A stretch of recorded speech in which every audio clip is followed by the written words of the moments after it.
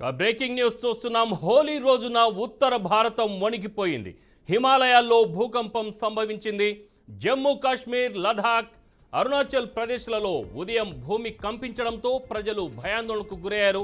లడాఖ్లో భూకంప తీవ్రత 5.2గా నమోదైందని national centre for సిస్మోనాలజీ తెలిపింది.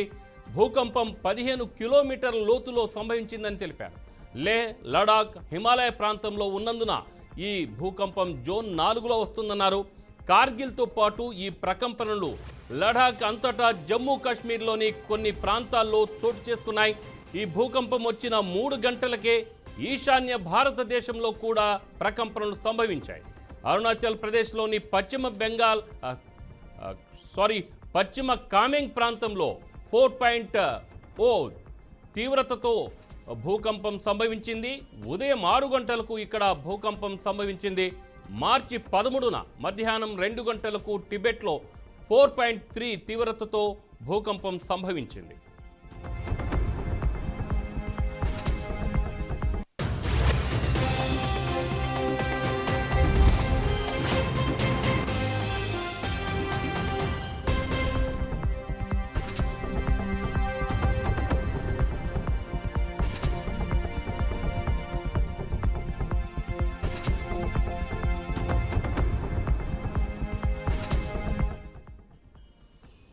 బ్రేకింగ్ న్యూస్ చూస్తున్నాం. హోలీ పండుగ పర్వదినాన ఉత్తర భారతం వణికిపోయింది. హిమాలయ పర్వతాల్లో భూకంపం సంభవించింది. జమ్మూ కాశ్మీర్, లడాక్, అరుణాచల్ ప్రదేశ్లలో ఉదయం భూమి కంపించడంతో ప్రజలు భయాందోళనకు గురయ్యారు.